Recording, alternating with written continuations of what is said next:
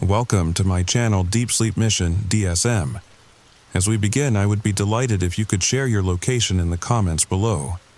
It's truly inspiring to witness how far this content travels and to connect with viewers from across the world. The last voicemail my brother left me was 47 seconds long.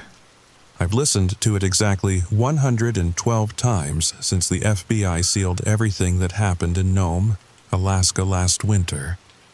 Every time I play it back, I hear something new, something they don't want us to know about. Sarah, if you get this." His voice crackles through static that shouldn't exist on modern phones. "Whatever they tell you happened here. Whatever story makes the news, don't believe it. The Northern Lights aren't supposed to move like that. They're not supposed to."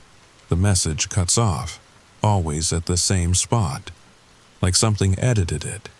But here's what really makes my skin crawl.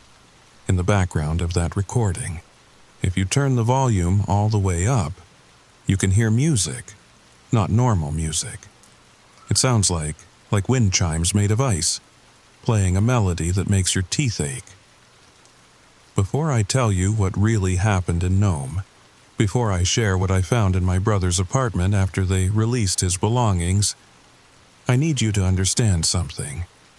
When the FBI seals records for national security reasons, they're not protecting the nation. They're protecting us from knowing that some things in this world don't follow the rules we've agreed upon. Some things don't care about our physics textbooks or our comfortable explanations. And sometimes, just sometimes, those things notice when we notice them back. So if you're listening to this late at night, maybe grab an extra blanket, turn on another light, because once you know what really happened during those 3 days in Nome, you'll never look at the aurora borealis the same way again. The story begins now. My brother Marcus worked for the National Weather Service in Anchorage. Boring job, he used to say, tracking storm systems, monitoring atmospheric pressure, sending out freeze warnings, the kind of work that keeps people safe but never makes headlines. Until that Tuesday in November when everything changed. I was making coffee in my apartment in Portland when he called. 6 a.m, my time, 3 a.m. in Alaska. "Sarah, they're sending me to Nome." His voice had this edge to it. Not excitement exactly, something else. "Okay." I balanced the phone against my shoulder while pouring cream. "Isn't that like routine for you guys?" No, this is different." I heard papers shuffling. "They're sending a whole team. Atmospheric physicists, magnetic field specialists, even some guy from MIT who studies, get this, theoretical particle behaviors in extreme cold. Since when does the Weather Service need theoretical physicists?" "That's what I asked." He paused. "Sarah, have you seen the news about the aurora activity up here?" I hadn't, between work at the veterinary clinic and trying to maintain something resembling a social life. I barely watch the news anymore. It's been unusual. His word choice was careful. Marcus only got careful with words when something really bothered him. The Northern Lights have been appearing every night for 3 weeks. But that's not the weird part. What's the weird part? They're moving in patterns, geometric patterns, perfect spirals, triangles. Sometimes they form what looks like symbols. The Inuit elders in Nome are saying they've never seen anything like it. Some of them won't even go outside after dark anymore. I laughed. It seemed like the appropriate response. "Come on, Mark. You're the scientist. There's got to be a logical explanation. That's why they're sending us." But he didn't sound convinced. "Sarah, if something happens, nothing's going to happen. You're going to go up there, take some readings, figure out it's some weird magnetic anomaly, and come back with a story to bore me with at Christmas." He was quiet for a moment. Yeah, you're probably right. Hey, I gotta go, early flight. But Sarah, yeah. I love you, kiddo. We hadn't said that to each other in years, not since our parents' funeral. It should have been my first warning. Marcus flew to Nome that afternoon with a team of 12 scientists. Within 72 hours, only 3 of them would make it back. And those 3, they weren't the same. I know, because I've met them. I've looked into their eyes. Whatever they saw in Nome, it broke something inside them, something that can't be fixed. The first 24 hours in Nome were normal. I know this because Marcus sent me texts, mundane stuff, complaints about the hotel coffee, a photo of a moose in the parking lot, jokes about how cold it was, even for Alaska in November. But on the second night, the texts stopped. The last one came at 11:43 p.m. Alaska time. "Sarah, we found something under the ice. Calling soon." He never called. What I know about the next 48 hours, I've pieced together from 3 sources. The first is my brother's journal, which I found hidden in his apartment. The second is a series of photos on his phone that the FBI apparently missed. And the third is what Dr. Jennifer Park told me when I tracked her down in Seattle 6 months later. Dr. Park was one of the 3 survivors. When I found her, she was living in a studio apartment above a Vietnamese restaurant. She'd quit her job, changed her name, she was trying to disappear, but trauma, real trauma. It leaves a trail, and I've always been good at following trails. She didn't want to talk at first, stood in her doorway, looking at me like I was there to hurt her. But when I showed her Marcus's journal, when I told her I was his sister, something in her face just crumbled. "You shouldn't be here." She whispered, "They're watching. They're always watching now." But she let me in anyway, made me tea with shaking hands, and over the course of 4 hours, she told me everything. The aurora that night. She started. "Your brother was the first to notice it wasn't behaving according to any known atmospheric model. The lights were descending. Actually descending. Touching the ground in specific spots, always the same 7 locations, forming a perfect heptagon around the town." She showed me photographs on her laptop, images that made my stomach turn, not because they were grotesque, but because they were wrong. The aurora in the pictures wasn't like any northern lights I'd ever seen. The colors were off, too many purples, reds that looked almost organic, like living tissue. We set up monitoring equipment at one of the contact points. She continued. The ice there was different. It was singing. Singing? Resonating at a frequency that shouldn't be possible in frozen water. Your brother, he was brilliant. He figured it out first. The ice had been changed at a molecular level, restructured into something that was still H2O, but arranged in patterns that don't exist in nature.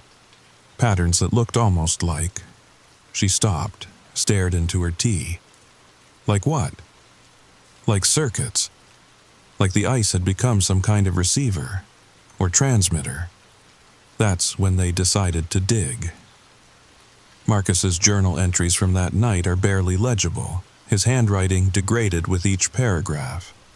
Like he was losing fine motor control, or like he was writing in the dark. In a hurry, in fear.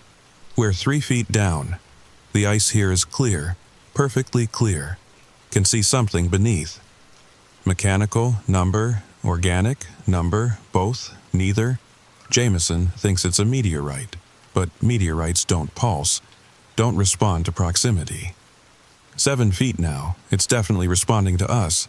Temperature readings make no sense. It's generating cold, not just being cold, generating it like it's feeding on heat, converting it to something else. We broke through at midnight, God help us. We should have stopped, should have called it in, but we had to know, had to see. It's looking back, it's looking back. Dr. Park's voice pulled me from the journal. What we found. She was crying now. Quiet tears that seemed more like an involuntary response than emotion. It was a structure, about the size of a school bus, but not made of any material we could identify. It was like frozen light, solid aurora, and inside. She stood up suddenly, walked to the window. Inside there were bodies, hundreds of them, perfectly preserved. But Sarah, they weren't all human. Some were, but others, they had too many joints in their limbs, or their faces were wrong. And they were all connected. Thin filaments of that same frozen light, connecting them like a network. How old were they? The human ones? We managed to identify 3 before everything went wrong. One was a gold miner from 1898. Another was an Inuit woman who disappeared in 1962. The third, she turned to look at me. The third was wearing a uniform, modern military. But Sarah, according to his dog tags, he doesn't disappear until 2027. My blood went cold. That's 2 years from now. I know. What Dr. Park told me next changed everything. Not just about what happened in Nome, but about the nature of what we were dealing with. There was something else in that structure, she said, walking back from the window. Something I didn't mention before. When we first saw the bodies, before they started waking up, your brother noticed patterns in how they were arranged. Not random, not chaotic, organized, like a filing system. She pulled up another image on her laptop. This one was a wide shot of the structure's interior. And she was right. The bodies weren't scattered. They were arranged in rows in sections like books in a library. Marcus spent an hour mapping it out before... She paused. Before he touched the central pillar. The arrangement wasn't chronological, it was categorical. All the artists in one section, all the scientists in another.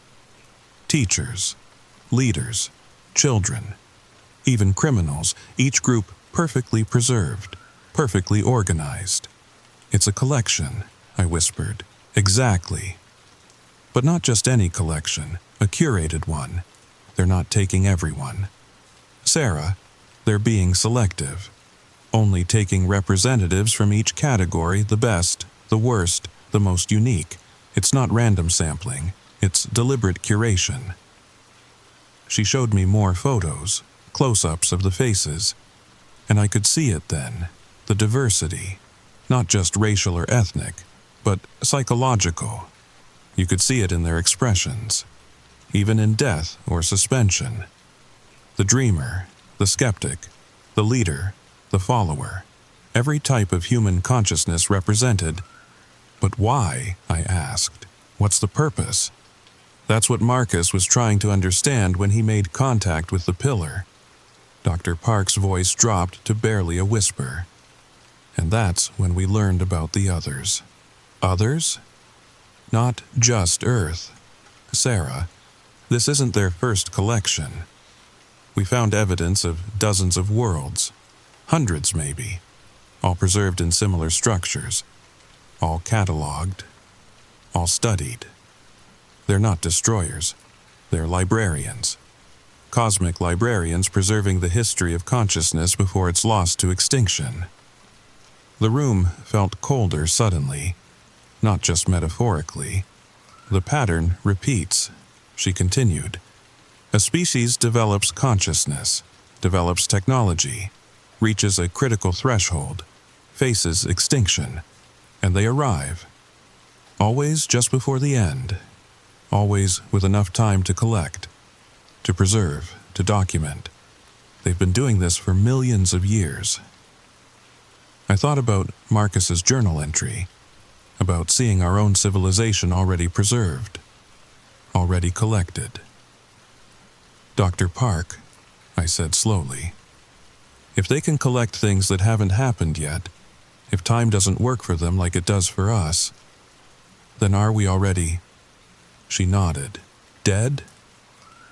Extinct, possibly. Probably.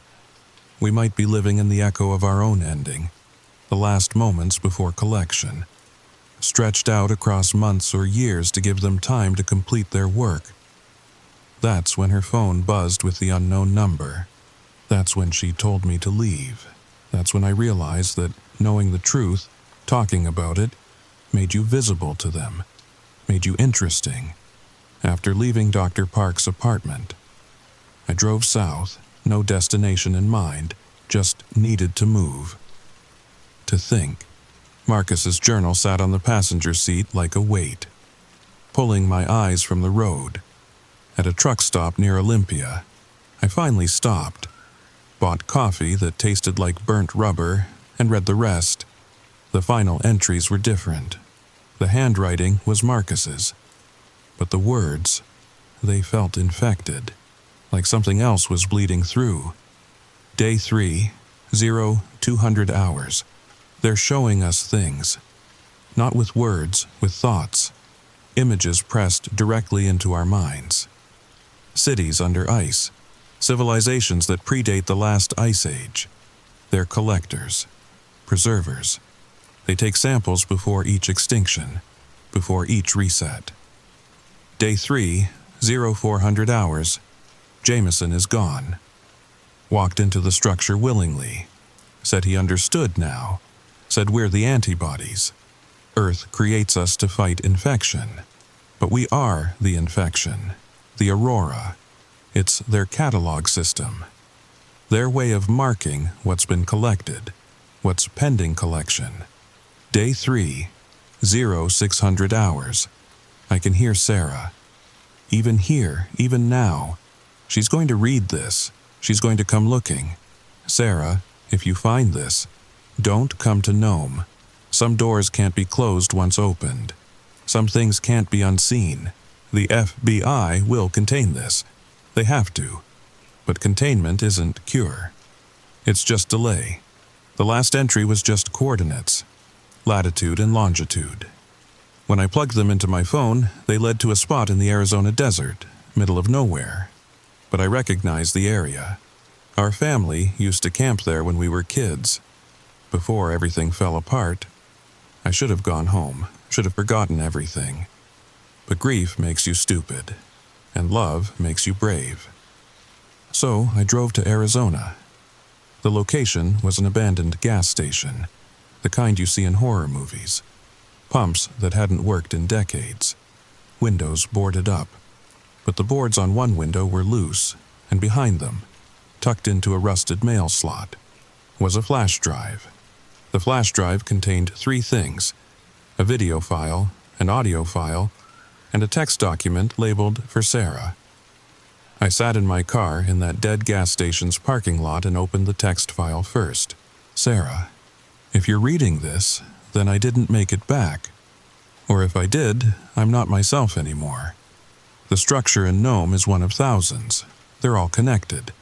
A network spanning continents, possibly planets. What we found wasn't invasion, it was taxonomy. They're cataloging Earth's biodiversity before the next extinction event.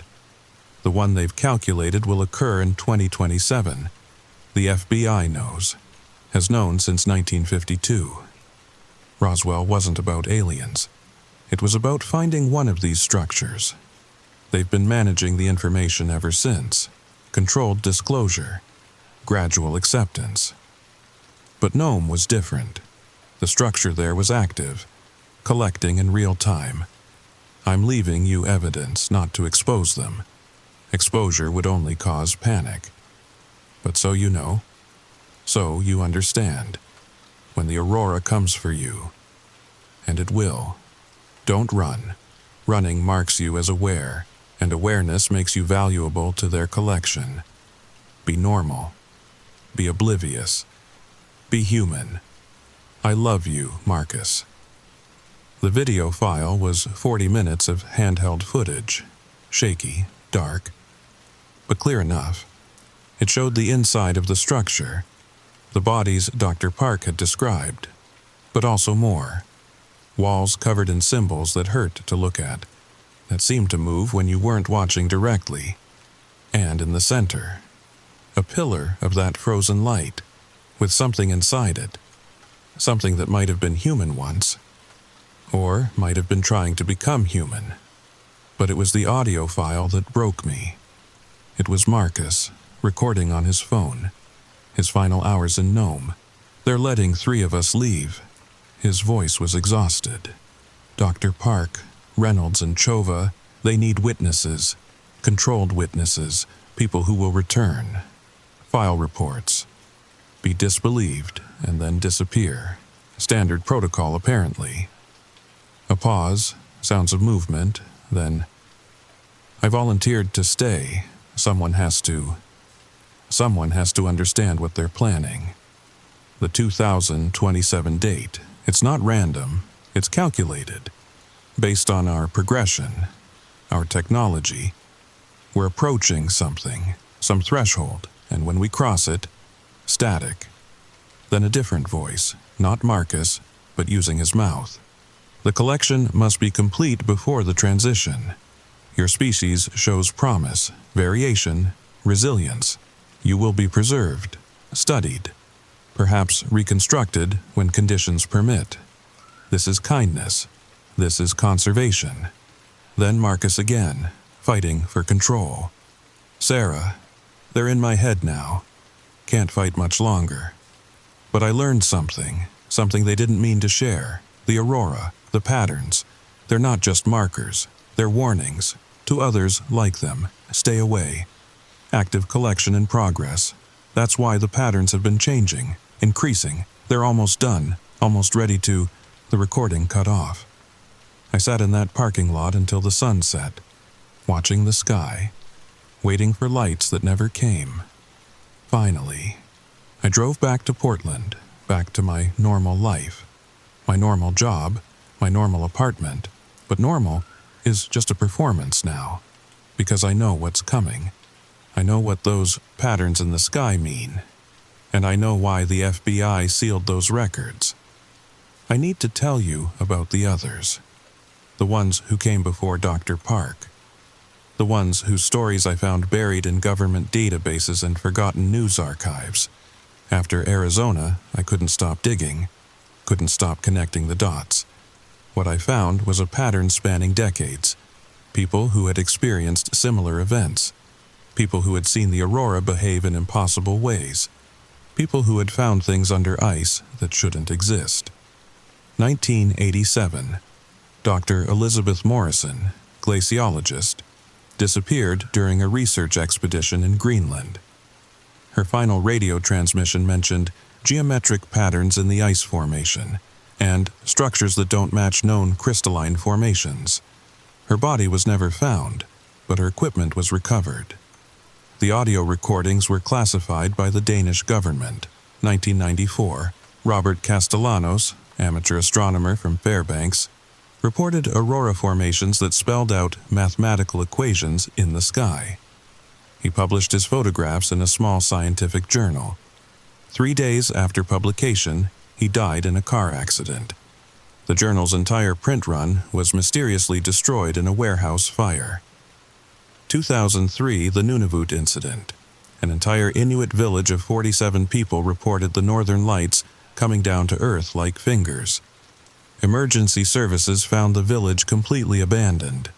No signs of struggle, no bodies, just perfectly preserved meals on tables and children's toys scattered in the snow. The Canadian government blamed it on a mass hallucination caused by contaminated food supplies. 2011. Marine biologist Dr. Angela Chen found unusual ice formations during an Arctic research mission. Her notes describe bioluminescent organisms frozen in geometric patterns that couldn't occur naturally. She suffered a complete nervous breakdown and was institutionalized. The ice samples she collected were confiscated by military personnel who claimed they posed a biological hazard. Each case followed the same pattern: discovery, documentation, disappearance or discrediting. And always the aurora appeared in the days leading up to the event, forming patterns, spelling messages, marking territories. What chilled me most was realizing I could trace this back, way back. Indigenous stories from across the Arctic, Stories about the lights that steal people for the sky spirits. Stories about star hunters who collect the best examples of humanity. Stories dismissed as folklore, as primitive superstition, but they weren't superstitions. They were warnings, passed down through generations, kept alive by people who understood what the lights really meant. I found one account that particularly haunted me, from an Inuit elder named Anu, recorded by an anthropologist in 1952. The same year Marcus mentioned the FBI first discovered the structures. My grandfather told me of the time when the sky dancers came down to our camp. This was many seasons ago, when his grandfather was young. The lights came not as ribbons in the sky, but as living things. They chose 7 from our people. The artist who carved the most beautiful figures from bone. The storyteller whose words could make children laugh or warriors weep. The hunter who could track any animal across any distance. The woman who could heal with just her touch. The child who could see tomorrow in today's clouds. The elder who remembered every story ever told. And the man who asked too many questions about things that should remain mysteries. They did not take them with violence. They came as light, as beauty, as wonder. And the chosen ones walked into that light willingly. Because to be chosen by the sky dancers is an honor, even if it means never returning to the world below. My grandfather said their camp mourned for many moons, but they also celebrated, because their people had been deemed worthy, had been selected to join the great collection in the sky, where all the best of every people from every time are kept safe, kept whole, until the world is ready for them to return. The anthropologist noted that Anu used the word collection in English, even though the rest of the interview was conducted in Inuktitut, as if that specific concept could only be expressed in the language of those who would eventually document it scientifically. Week 7. Others are disappearing. Not dramatically. Quietly. People I know peripherally just aren't there anymore. The barista at my coffee shop. Gone, but no one seems to notice. My dentist's receptionist. Vanished, but the office acts like she never existed. When I ask about them, people look confused, as if they're trying to remember someone who's already been erased from their memories. Week 8, this week. This is the week everything accelerated. The week the patterns appeared over Portland. The week I realized I'm not just documenting the progression anymore. I'm part of it. But here's what terrifies me most. In Marcus's journal, in one of the entries I haven't shared, he wrote something that keeps me awake at night. They showed me the previous collections. Civilizations from Earth's past. Species we've never discovered. Humans, but not quite, and Sarah. We're in there. Our civilization. Our cities. I saw Portland, Seattle, New York. All preserved, all empty, all from 2027.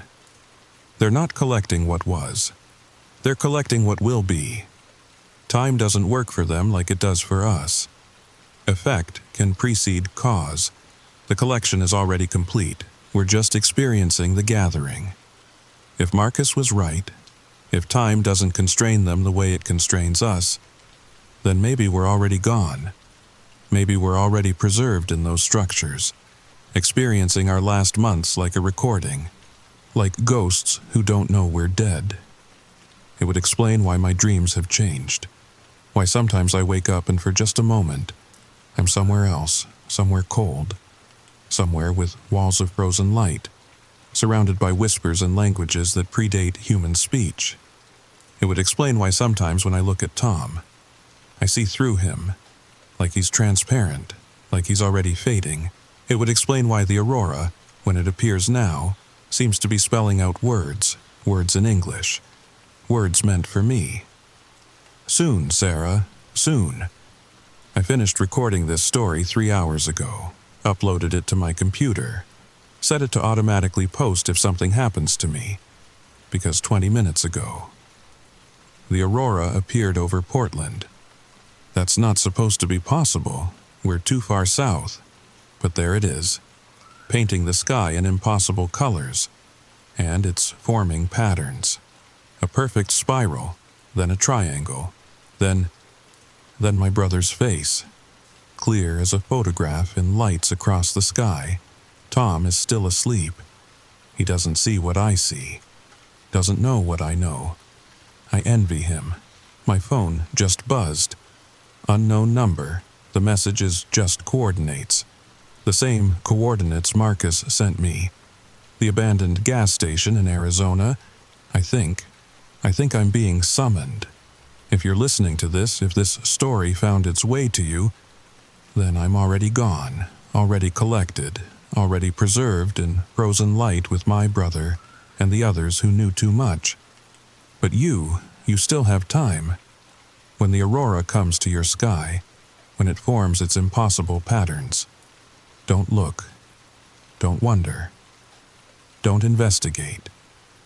Be blind, be ignorant, be unremarkably human. It's the only way to avoid the collection. Although, now that you've heard this story, now that you know, I wonder if it's already too late for you too. Sweet dreams, and don't look up. Wait, do you hear that? That sound like wind chimes made of ice, playing a melody that makes your teeth ache? Check your window, check your sky. Are there lights that shouldn't be there? Patterns that don't belong? They know you listened. They know you know. The collection is never complete. There's always room for one more, especially the curious ones, the ones who ask questions, the ones who seek truth, the ones who listen to stories they shouldn't, the ones like you. Good night, and remember, when they come, and they will come, don't run. Running only makes you more interesting. And they're always looking for interesting specimens. Always. Story number 2. The last normal Tuesday of my life started with a text from my neighbor that said just 3 words. Check the date. I almost ignored it. Jenny was always sending cryptic messages, usually about some conspiracy theory she'd found on the internet at 3 a.m. But something about those 3 words made my stomach drop. Maybe it was because she'd sent it at 5:47 a.m., and Jenny never woke up before noon. Before I tell you what happened next, I need you to understand something. What I'm about to share isn't just a story, it's a warning. And if you're listening to this right now, especially if it's late at night, you might want to check your calendar, not your phone, a physical calendar. Trust me on this one.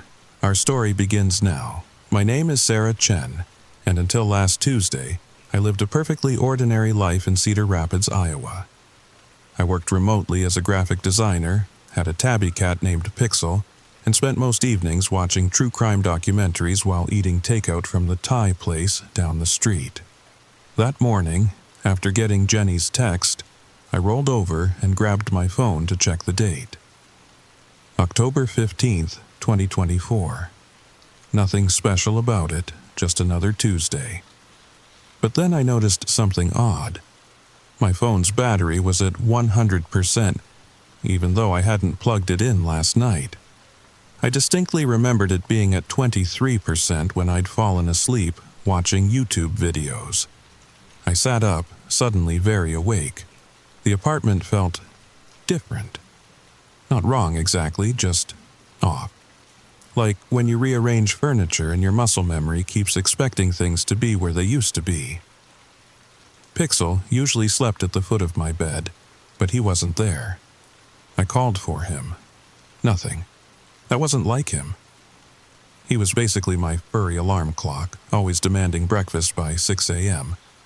I padded into the kitchen, and that's when I saw it. A physical calendar hanging on my wall, one I didn't remember buying. It was one of those Scenic America ones, currently showing a photo of the Grand Canyon. But the date circled in red marker made my blood run cold. October 14th, 2024. Yesterday's date. My phone said it was the 15th. The calendar said it was the 14th. One of them had to be wrong. Right? I grabbed my laptop from the coffee table. October 15th, according to every website I checked. My smart TV agreed. Even my microwave's little digital display confirmed it. Everything electronic said it was Tuesday, October 15th. But then I found my planner, the paper one I kept for work deadlines. Yesterday's page was blank. Today's page, October 14th, had my handwriting. A dentist appointment at 2 p.m. that I didn't remember scheduling. A reminder to call Mom, a grocery list. My hands were shaking now. I texted Jenny back. "What do you mean, check the date?" 3 dots appeared immediately, then disappeared, then appeared again. Finally, her response came through. "Don't trust the electronic dates, and whatever you do, if you hear the emergency broadcast today, don't respond to it." Before I could ask what she meant, my TV flickered on by itself. That had never happened before. The screen showed the familiar colored bars of the emergency alert system, but something was wrong with it. The colors seemed too bright, too saturated. They hurt to look at. Then came the tone. You know the one, that harsh, electronic screech that makes everyone stop what they're doing. But this one was different. It had an undertone, almost like voices whispering beneath the static. The automated voice began, "This is an emergency broadcast. Please remain calm. Check your devices for the correct date and time. If you notice any discrepancies, report to your nearest emergency response center immediately for temporal realignment." Temporal realignment? What the hell did that mean? The message continued. "This is not a test." Repeat, "This is not a test. Time displacement has been detected in your area. For your safety and the safety of others, report any calendar anomalies to..." I shut off the TV. My heart was racing. This had to be some kind of prank, right? But the TV turned itself back on. Failure to report temporal displacement is a federal offense. Response teams have been dispatched to assist affected individuals. Please remain in your homes. Do not attempt to contact individuals outside your immediate area. Do not trust physical calendars or analog timekeeping devices. Your electronic devices have been synchronized to the correct temporal frequency.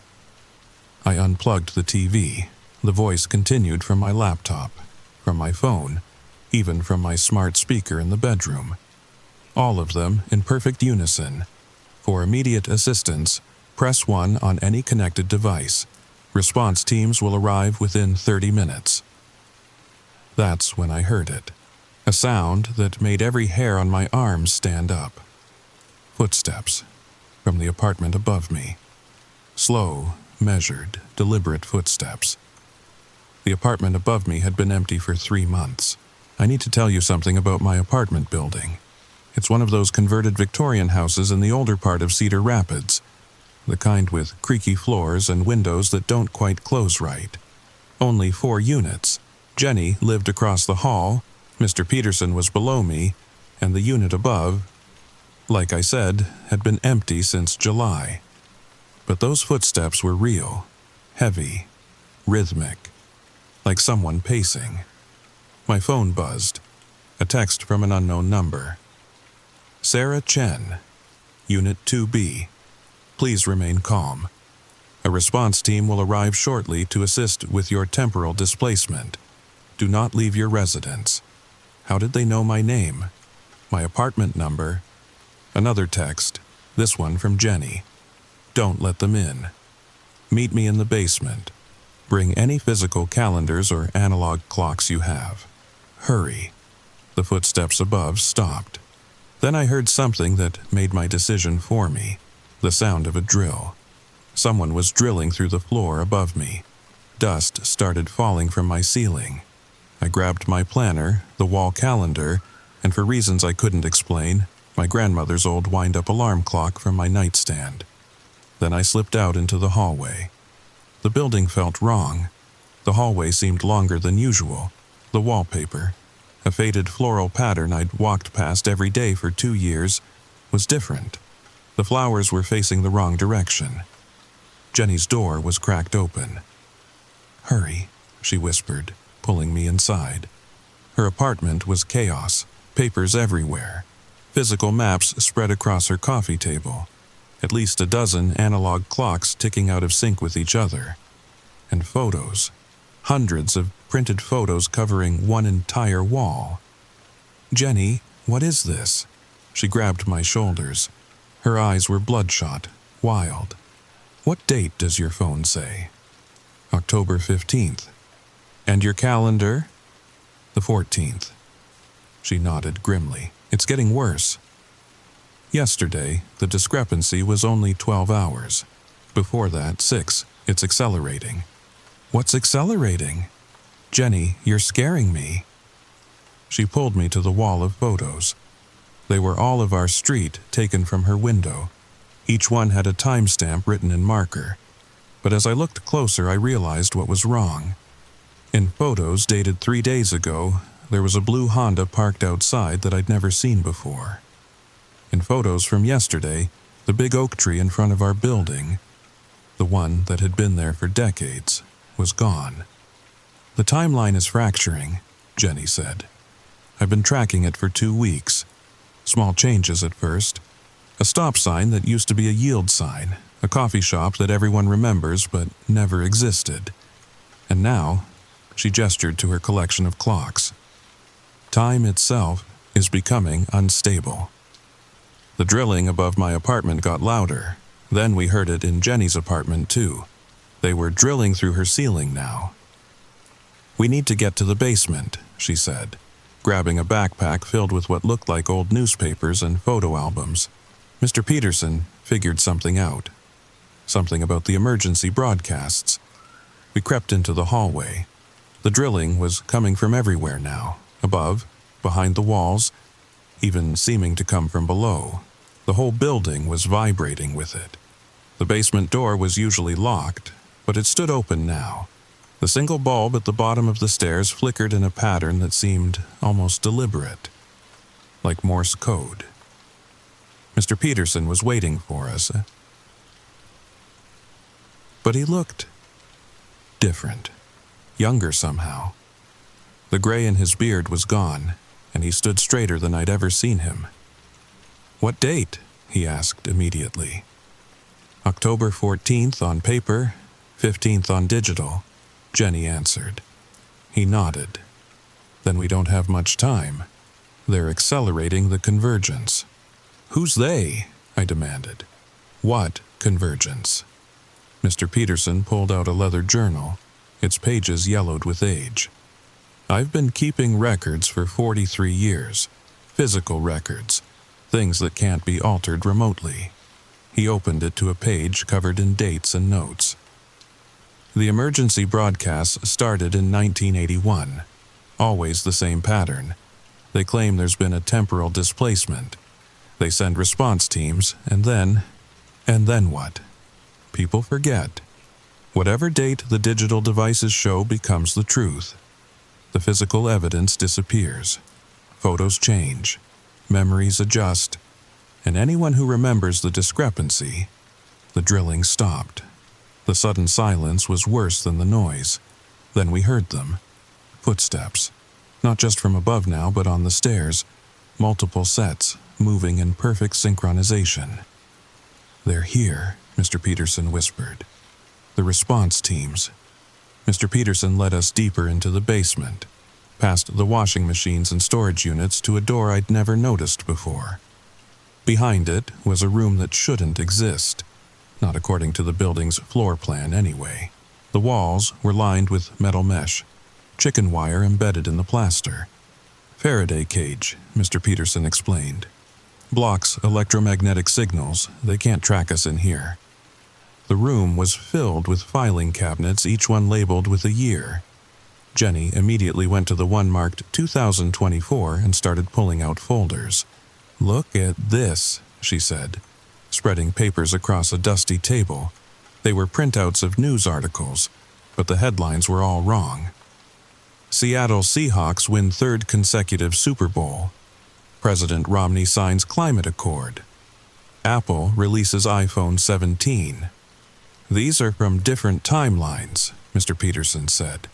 Every time they run a convergence, reality shifts. Most people don't notice because their memories shift too, but some of us, we remember. And if you have physical evidence. A voice echoed through the building's ventilation system. Calm, clinical. Residents of 447 Maple Street. This is the temporal response team. We're here to help. Please report to the main entrance for processing. Processing, Jenny laughed bitterly. That's what they called it last time, too. Last time? She pulled out a photo. It was our building, but different. A fifth apartment on the top floor that didn't exist. And standing in front, a woman who looked exactly like Jenny, but older. My sister, Jenny said. She lived in 5B, but after the last convergence, she never existed. I'm the only one who remembers her. The voice continued. Non-compliance will result in forced extraction. You have 5 minutes to comply. Mr. Peterson was frantically pulling papers from various cabinets. Here, look at this. Every convergence follows the same pattern. First, electronic dates jump forward. Then, people are told to report discrepancies. Those who do, disappear. Those who don't, reality rewrites around them. But why? I asked. Who's doing this? He showed me a grainy photocopy of a government document. Most of it was redacted, but I could make out fragments. Project Chronos, temporal manipulation, consensus reality, emergency broadcast system integration. They're testing something, he said, using the emergency broadcast system to alter collective perception of time. Change what people believe the date is, and eventually, reality conforms to the belief. The lights went out. Emergency lighting kicked in, bathing everything in a sick red glow. Jenny grabbed my arm. Sarah, what time did you get my text this morning? 5:47 a.m. I sent it at 11:47 p.m. last night, October 13th. My mind reeled. That's impossible. No, Mr. Peterson said quietly. You're experiencing temporal drift. You're unstuck from the convergence point. That's why you can see both dates. A new sound filled the air. Not drilling this time, something worse. Like reality itself was tearing. The walls started to shimmer. They're forcing a convergence, Mr. Peterson shouted. Everyone out! Now. We ran from the room just as the walls began to fold in on themselves. The basement was different now. The washing machines were gone. The storage units had been replaced by medical equipment. Gurneys, monitors, IV stands, and people. Dozens of people lying on gurneys, electrodes attached to their heads, all perfectly still. I recognized some of them. Neighbors from our street. The mailman. The woman who ran the corner store. The ones who reported. Jenny whispered. One of them opened her eyes. Mrs. Garcia from down the street. She looked right at me but didn't seem to see me. Tuesday, she said in a monotone voice. October 15th, 2024. This is the correct date. Tuesday, October 15th, 2024. All of them started saying it. In unison, a chorus of empty voices. Tuesday, October 15th, 2024. This is the correct date. The footsteps on the stairs grew louder, but now I could see them. The response team. They wore hazmat suits, but their faces were wrong. Too symmetrical, too perfect, like they'd been generated by an AI that didn't quite understand human features. Run, Mr. Peterson said. Back door, get to the river. The water disrupts their tracking, but as we turned to run, I saw something that stopped me cold. On one of the gurneys was me, another me, lying there with electrodes on her head, chanting with the others. Tuesday, October 15th, 2024. Jenny pulled me away from my doppelganger, but I couldn't stop staring. She looked exactly like me, down to the small scar on my chin from when I fell off my bike at 7. But her eyes were empty. "That's not you," Jenny said firmly. "That's what you'll become if they catch us." We burst through the basement's back door into an alley I didn't recognize. The geography was wrong. The coffee shop that should have been next door was a pharmacy now. The street sign read Oak Street instead of Maple. "Reality is collapsing," Mr. Peterson gasped, pulling us along. "When too many people exist in different temporal states, the timeline fractures. We need to get to the river before—" He never finished the sentence. The response team burst through the door behind us, moving with inhuman speed. Their voices came through speakers in their suits, all speaking in unison. "Temporal fugitives identified. Initiating containment protocol." We ran, but the city kept changing around us. Streets appeared and disappeared. Buildings aged decades in seconds, then returned to new. Cars flickered between models and colors.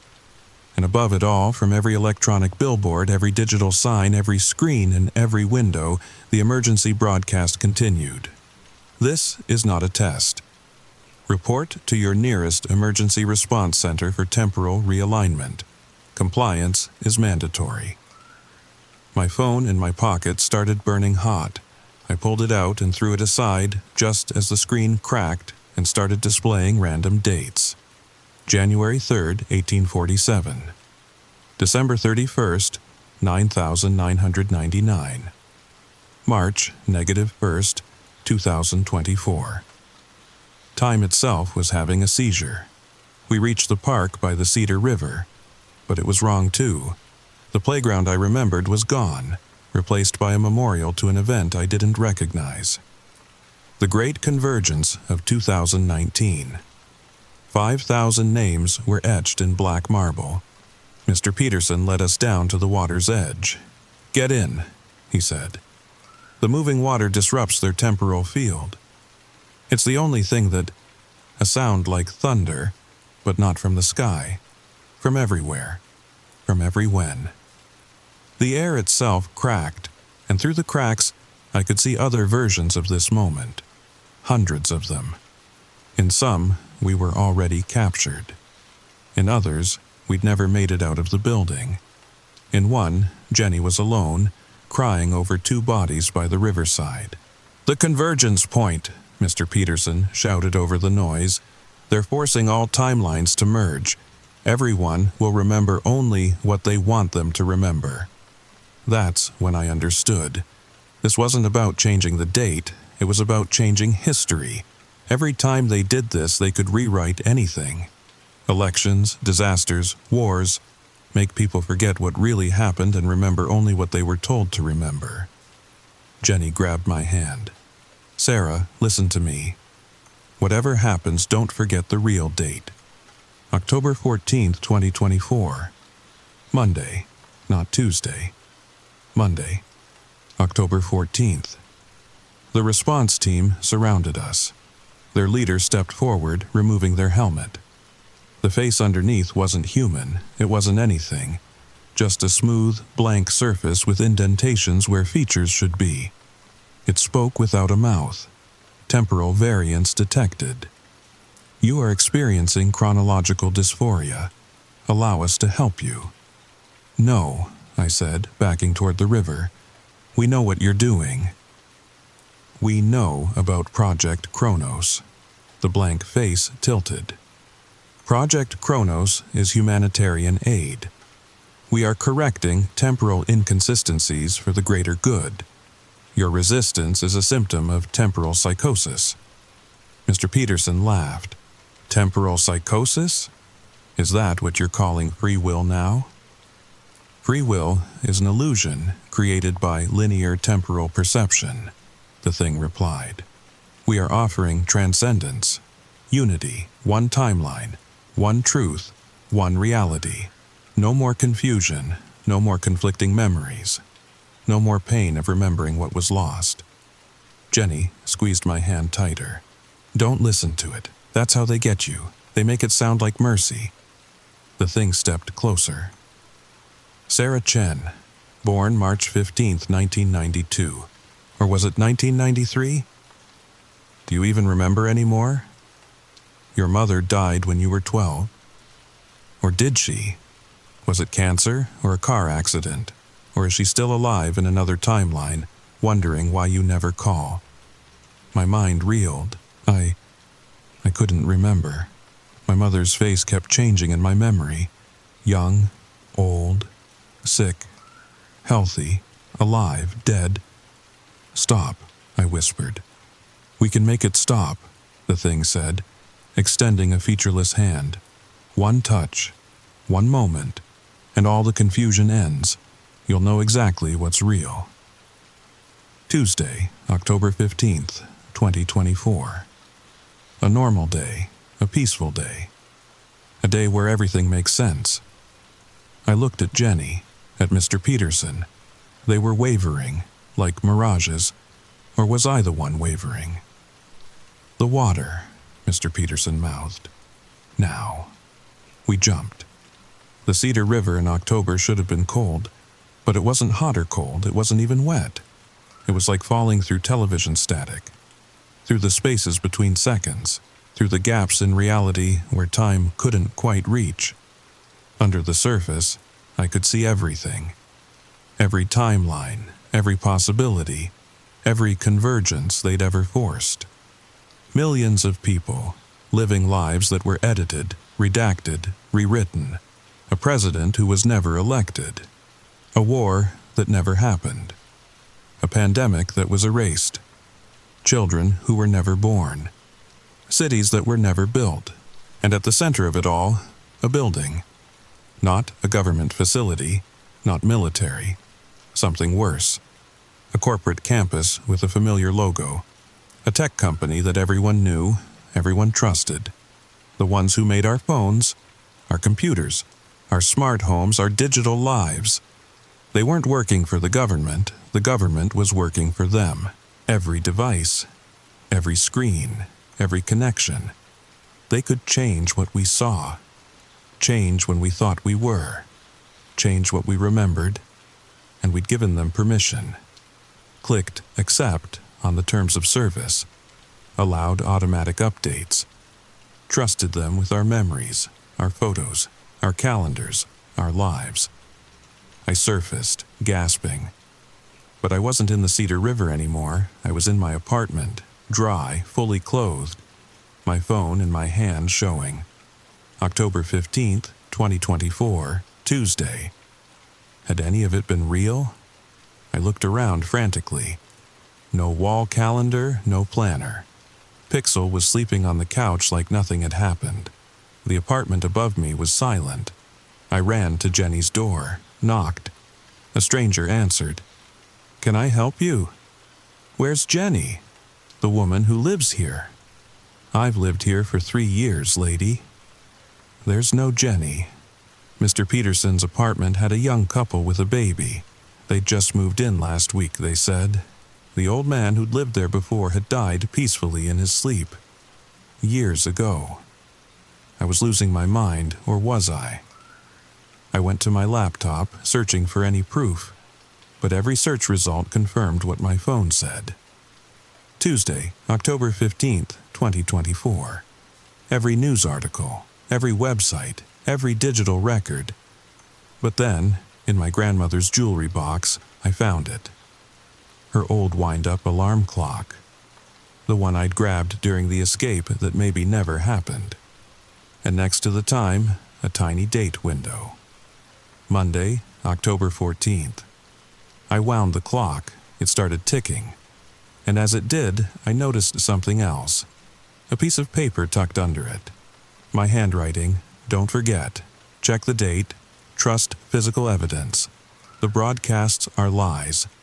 Jenny existed. Mr. Peterson remembered. You're not crazy. They're coming back. They always come back.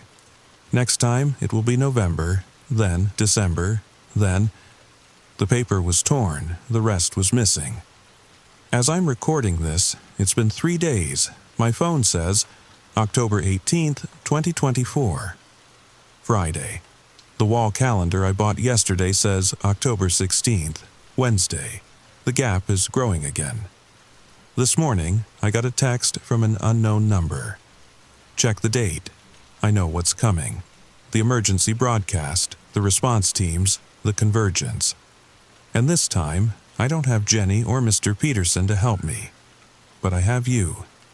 Everyone listening to this. Check your calendars, not your phones, not your computers. Find something physical. Something that can't be updated remotely. Write down today's date, the real date. Keep it somewhere safe. Because I don't think this is just happening in Cedar Rapids. I think it's happening everywhere.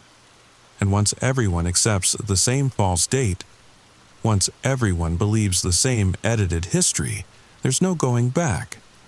Reality becomes what they say it is. The emergency broadcast is starting again. I can hear it through my neighbor's wall. That same horrible tone, that same mechanical voice. But this time, I can hear what's underneath it. Millions of voices, all chanting in unison. Sunday, October 20th, 2024. This is the correct date. Sunday, October 20th, 2024. But my grandmother's clock, the one that still ticks beside me, says Thursday, October 17th. 3 days. We're losing 3 days at a time now. How many days have we already lost? How many events erased? How many people forgotten? Don't respond to the emergency broadcast. Don't report to the response centers. Don't trust the dates on your screens. And whatever you do, remember this story. Even if tomorrow you wake up and everyone tells you it was just a dream, just a conspiracy theory, just a creepypasta you heard online. Remember, because the only thing standing between us and a completely fabricated reality is our memory of what really happened. The drilling has started in my ceiling. They found me. If you're listening to this, if this recording somehow survived, please, check the date, check it now. And if it doesn't match, run to the water. The water still remembers the truth. At least, it does today, but tomorrow might never have existed at all. Wait, do you hear that? That sound? Like static, but underneath. Listen closer. What day do you think it is? Story number 3. The smell hit me first. Pine needles mixed with something else. Something sweet and wrong, like fruit left too long in the sun. I stood at the edge of the Oregon forest, my hiking boots sinking slightly into the damp earth, staring at something that shouldn't exist. My childhood home. The one from Chicago. The one that was demolished 15 years ago to make room for a shopping complex. But here it was, nestled between towering Douglas firs, looking exactly as it did when I was 7 years old. Same faded blue siding. Same crooked mailbox with Henderson painted in Mom's careful script. Same crack in the third porch step that Dad always promised to fix but never did. I know what you're thinking. I must be mistaken. Houses can look similar, right? But no, this wasn't just similar. This was identical. Down to the scratch on the front door from when my brother Jake tried to bring home that stray German shepherd. The thing is, we never lived anywhere near Oregon, never even visited. So tell me, why is my childhood home sitting in these woods? And why can I hear my mother's voice singing from inside? The story begins now. 3 days ago, I was just Sarah Henderson, a 32-year-old graphic designer from Seattle, taking a solo camping trip to clear my head after a messy breakup. The Tillamook Forest seemed perfect, remote enough to avoid people, close enough to civilization if I needed it. I'd been hiking for maybe 4 hours when I went off trail. Not on purpose. I thought I was following the marked path, but somehow I ended up deeper in the woods than I'd planned. The GPS on my phone showed nothing but green. No trails, no landmarks, just trees. That's when the smell started, subtle at first, then stronger. It pulled at something in my chest, a memory I couldn't quite place. The trees opened into a small clearing, and there it was, 1847 West Ashland Avenue. My home from ages 4 to 11, every detail perfect, even the wind chime Mom hung by the kitchen window tinkling softly in the breeze. I stood frozen for I don't know how long. My rational mind kept insisting this was impossible. Houses don't just appear, especially not houses that were torn down when I was 17. I remembered crying in Mom's arms as we watched the wrecking ball swing. But my body knew this place. My feet knew exactly where the loose board was on the porch. My hand reached automatically for the doorknob, knowing it would stick slightly before turning. The singing stopped. I should have run then. Every instinct screamed at me to turn around, get back to my car, drive away, and never look back. Instead, I knocked. 3 times, the way Dad taught us. 2 quick, 1 slow. Footsteps inside. Familiar footsteps. The particular rhythm of someone wearing house slippers. The soft shuffling sound Mom made when she walked. The door opened. It was her. But not her. She looked exactly as she did when I was 7. Same brown hair with the streak of premature gray. Same laugh lines, same emerald green eyes. But Mom was 63 now, living in Florida with her second husband. This woman, this version of her, was frozen in time. "Sarah, honey," she said, and her voice was perfect. Every inflection, every note. "You're just in time for dinner. Come in before you catch cold." I stumbled backward. "Mom?" Her smile never wavered. "Of course, sweetheart. Who else would I be? Now come inside. I made your favorite chicken and dumplings." The smell wafted out. God, it was exact. The way she used too much pepper. The hint of rosemary she'd add, even though the recipe didn't call for it. My stomach twisted with hunger and revulsion simultaneously. This isn't real," I whispered. She tilted her head. The movement was wrong somehow, too smooth, too precise, like someone had studied how my mother moved, but couldn't quite capture the humanity of it. "Don't be silly. Everything's real. Everything's exactly as it should be. Now come in. Your father and Jake are waiting. My father, who died 3 years ago from a heart attack. My brother, who lived in Boston with his husband and their adopted daughter." I took another step back. "I need to go." Her smile stretched wider, too wide. "But you just got home." I ran. Behind me, I heard her call out, still in that perfectly sweet voice, "Dinner's at 6, honey. Don't be late." I made it back to my car. Drove to the nearest town, a place called Cedar Ridge. Checked into a motel. Spent the night staring at the ceiling, trying to convince myself I'd hallucinated the whole thing. But I knew I hadn't. The next morning, I called Mom, the real one, in Florida. "Hi, sweetie," she answered, and her voice was different. Older, tired, real. "How's your camping trip?" "Mom," I paused. How do you even start this conversation? "Do you remember our old house? The one on Ashland?" "Of course I do." "Why?" "Just thinking about it. Hey, what was my favorite meal when I was little?" She laughed. "Oh, you were so picky. The only thing you'd reliably eat was mac and cheese from the blue box.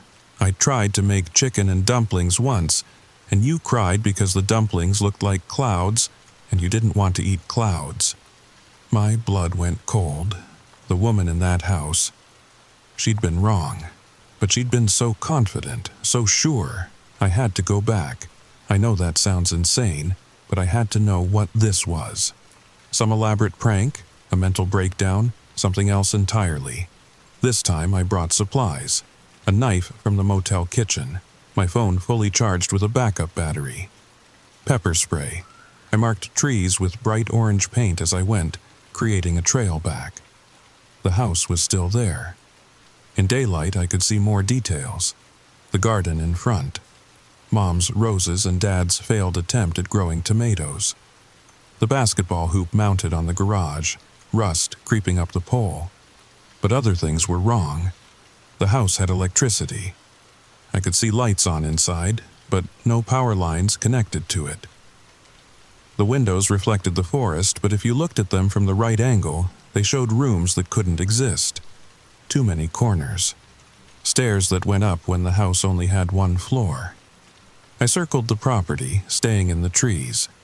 Through the kitchen window I saw them, my family, or things wearing their faces. Dad sat at the table reading a newspaper, the Chicago Tribune, dated April 15th, 1999, the day before we moved out. He turned the pages mechanically. Every 30 seconds exactly. Turn, pause, turn, pause. Jake was there too, frozen at age 9, playing with action figures. The same motion over and over. Picking up the figure, making it fly, setting it down. Pick up, fly, down. And Mom, she stood at the stove, stirring a pot. Stirring and stirring, steam rising, but never serving. Never stopping. They were waiting, all of them, waiting for me to come home. I watched until sunset. They never changed position except for their repetitive movements. Never spoke, never ate, just existed, like a paused video that only played certain loops. As darkness fell, something changed. Mom stopped stirring. Her head turned toward the window, toward me. She smiled and mouthed, "Dinner time." All three of them turned to look at me. Through the walls, through the trees, they knew exactly where I was. I ran again, but this time, I heard footsteps following, not running. Walking, patient, steady. When I reached my car, there was a note under the windshield wiper. Mom's handwriting. "You can't stay away forever, sweetheart. Family is forever." I didn't go to the police. What would I say? Instead, I went to the library in Cedar Ridge. Small towns keep records. Newspapers, history. The librarian, an elderly woman named Mrs. Patterson, was helpful until I asked about the forest. "Which part?" she asked, her fingers hovering over the keyboard. "About 6 miles north of the hiking trail, near where the old logging road used to be." Her face changed. "Nobody goes there. Why?" She glanced around, then leaned closer. "People disappear, have for years. Decades, maybe longer. They go in, and sometimes they come back different. Wrong. Wrong how?" She shook her head. "I shouldn't say. But there was a man, back in 2003, went camping with his son. The boy came back alone, said his dad had found their old house in the woods and wouldn't leave. Thing is, they were from California. No connection to here at all." My mouth went dry. What happened to the father? "Never found him. The boy, he wasn't right after. Kept saying his dad was still in the house, waiting for him. Said he could hear him calling at night. The family moved away within a month. I spent hours going through old newspapers. Found 17 missing persons cases over 50 years. Different people, different backgrounds. But the few witnesses all mentioned the same thing. Someone they knew had found something familiar in those woods. Something that shouldn't be there. A woman in 1987 claimed her missing sister had found their childhood school. A complete elementary school in the middle of nowhere. A teenager in 1995 said his friend discovered his grandmother's apartment, perfect in every detail, sitting between the trees. Each time, the missing person refused to leave. Each time, they insisted everything was exactly as it should be. I found one more thing. An article from 1962. A sociology professor from Portland State University had gone to investigate the disappearances. Dr. Marcus Webb. He came back, but his colleague wrote that he was fundamentally changed. Dr. Webb was still alive, 91 years old, living in a nursing home in Portland. I drove there that afternoon. He was sitting by a window when I found him, staring at nothing. His nurse warned me he rarely spoke anymore. Dr. Webb? I sat across from him. My name is Sarah. I wanted to ask you about the Tillamook Forest. His eyes snapped to mine, clear, alert, terrified. You've seen it, he whispered. You've seen your place. I nodded. Don't go back. His hand shot out, gripping my wrist with surprising strength. It learns. Every time someone finds their place, it learns more about us. About what makes us, us. What is it? I don't know, but it's hungry and it's patient. It doesn't want to kill us, it wants to keep us, forever. Preserved, like insects in amber, but alive, always alive. How do I stop it? He laughed, bitter, broken. You don't. You can't. It already has a piece of you now. It knows your shape, your memories, your loves. It will call you back. Again and again. Until you give in. You didn't give in. His eyes filled with tears. Didn't I? I've been sitting here for 30 years, Sarah.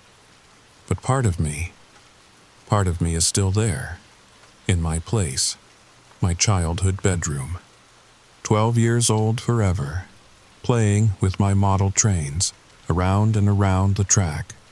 Never stopping, never growing, never dying. A nurse came to give him medication. When I looked back, he'd retreated into himself. But as I left, I heard him whisper, "Don't let it take all of you." That night, back in my motel room, I couldn't sleep. Dr. Webb's words echoed in my mind. It learns. What did that mean exactly? And why was I the only one who'd found my house and managed to walk away? I started making a list. Everything I could remember about the other cases. The man who found his house in 2003. The woman who found her childhood school in 1987. The teenager whose friend discovered his grandmother's apartment in 1995. There was something there. A pattern I couldn't quite see. At 3 a.m., my phone rang. Unknown number. Hello? Silence. Then, faintly, I heard it. Mom's voice singing, the lullaby she used to hum when I couldn't sleep. Hush, little baby. Don't say a word. I hung up. The phone rang again immediately. This time, it was Jake's voice. 9 years old. Sarah? Sarah, where are you? Mom made dinner. It's getting cold. I turned off the phone, but even in the silence I could still hear them. Calling, waiting. The next morning, I drove back to Cedar Ridge. Mrs. Patterson looked surprised to see me again. I need to see more files, I told her. Everything you have about the disappearances, including the ones that aren't officially missing persons cases. She hesitated. What do you mean? People who came back different. People who found something in those woods but didn't disappear. I need to know what happened to them. After an hour of persuasion, she led me to a storage room in the basement. Boxes of files, incident reports, psychiatric evaluations, medical records. Most of these aren't public record, she warned me. Technically, I shouldn't be showing you this. Why are you? She looked at me with sad, tired eyes. Because my daughter went into those woods in 1978. She came back 3 days later, said she'd found our old farm, the one that burned down when she was 6. But we'd never lived on a farm, never owned land. She was city-born and raised. What happened to her? She changed, started talking about chores she needed to do, milking cows that didn't exist, tending gardens that were never there. She'd disappear for hours, sometimes days, always came back smelling like hay and fresh bread.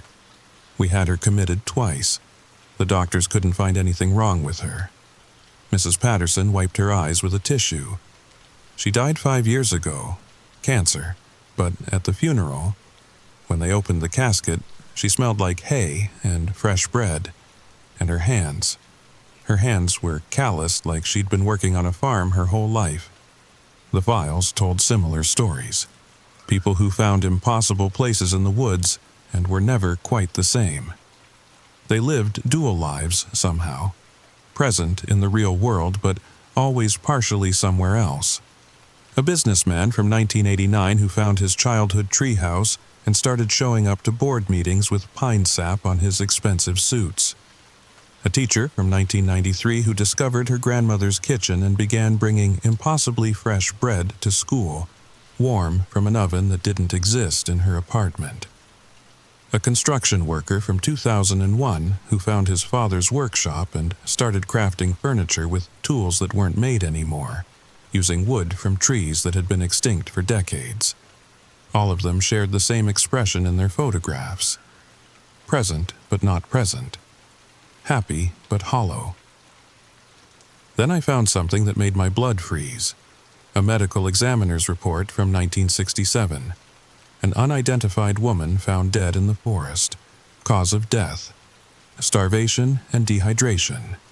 But according to the report, her body showed signs of having been well fed and hydrated right up until death. Her stomach contained food that couldn't be identified. Her cells showed no signs of malnutrition. The truly disturbing part was the note found in her pocket. Day 847. They're still waiting for me to come to dinner.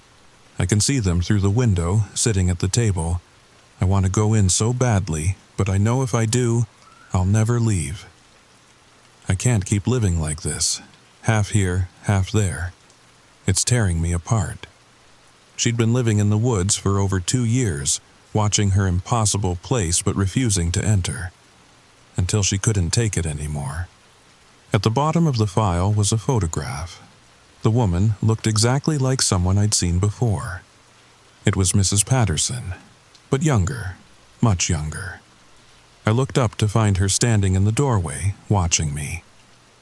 "You found it," she said quietly. "This is you.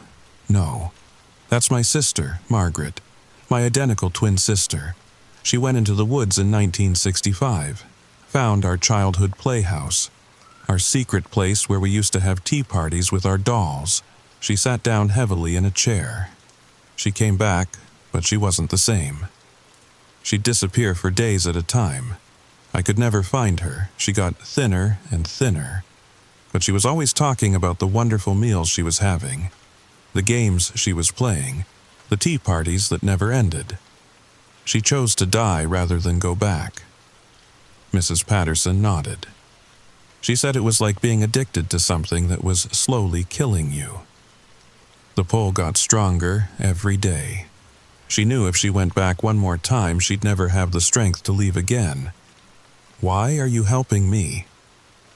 "Because you're the first person who's found their place and walked away twice. Everyone else either disappears completely or gets caught in that half-life.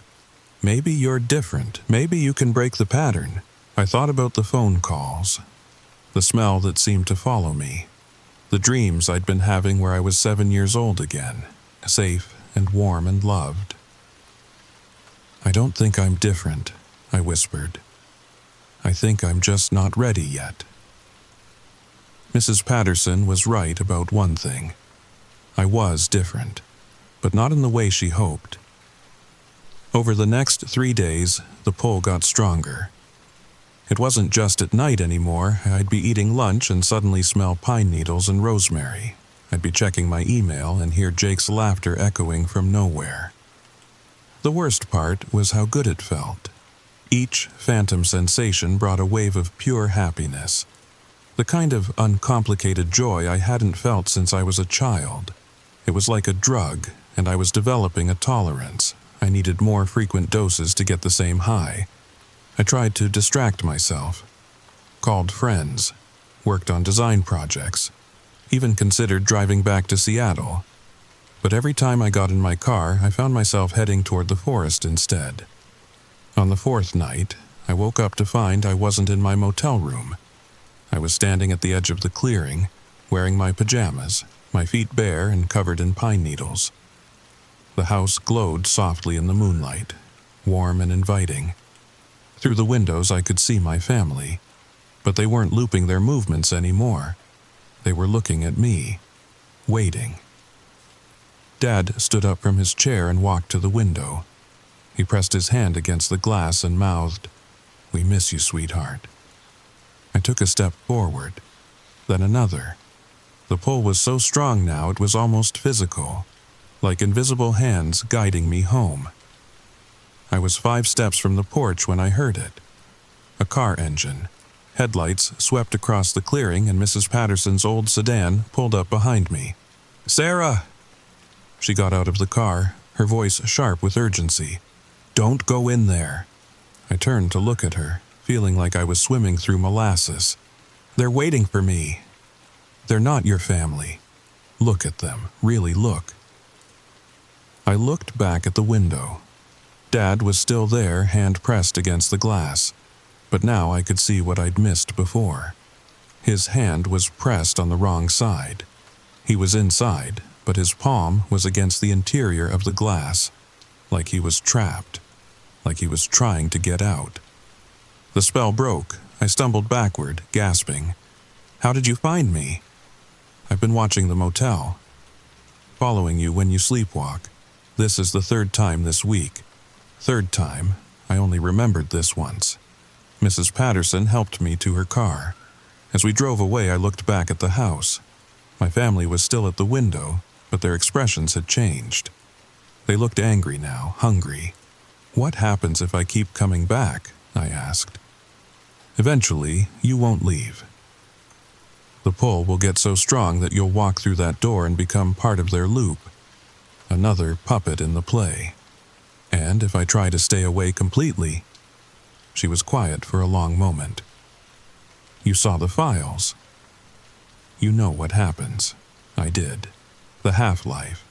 The slow dissolution of reality as you exist in 2 places at once.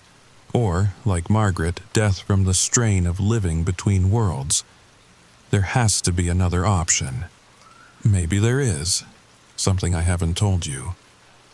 Back at the library, Mrs. Patterson led me to one final file. One she'd kept hidden. "There's a group," she said. "People who found their places but haven't given in. They meet once a month, support each other, share coping strategies." The file contained addresses, phone numbers, first names only. About 15 people spread across Oregon and Northern California. It started with Dr. Webb before he went to the nursing home.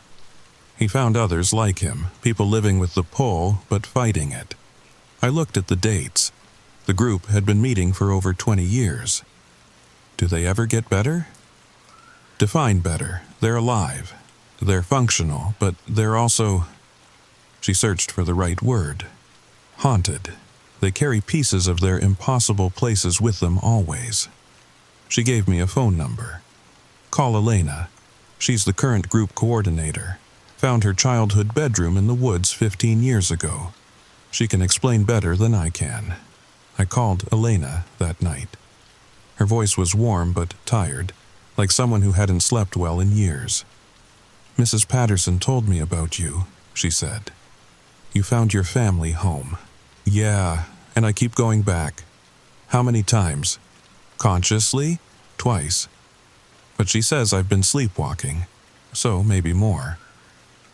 Elena was quiet for a moment. "We meet tomorrow night, 7 p.m. I'll text you the address. Come if you want answers. But Sarah, once you know what this really is, you can't unknow it. And that knowledge comes with its own price." The address was for a community center in a town called Millfield, about an hour north of Cedar Ridge. I arrived at 6:45, nervous and unsure what to expect. The meeting was in a small room with folding chairs arranged in a circle. As people filtered in, I was struck by how normal they looked. A soccer mom with tired eyes, an elderly man in a cardigan, a teenager with purple hair, a businessman in a wrinkled suit. But they all shared something, a particular quality of attention, like they were listening to something the rest of us couldn't hear. Elena was younger than I'd expected, maybe 40, with graying hair and laugh lines that didn't quite hide the sadness in her eyes. "Sarah," she said, shaking my hand, "welcome to the support group for the impossible." We sat in the circle. Elena started with introductions. "This is Tom. He found his grandfather's barbershop 12 years ago, complete with customers from 1963. Tom nodded. "Still hear the buzz of the clippers every morning. Still smell the aftershave." "Maria found her quinceañera party. Been going on for 20 years now." A middle-aged woman smiled sadly. "My family's there, dancing. Forever 15. Forever celebrating. Sometimes I can hear the mariachi music when I'm grocery shopping." One by one, they shared. The woman who found her wedding day playing on an endless loop. The man who discovered his college dorm room, where his dead roommate still laughed at jokes that were never that funny.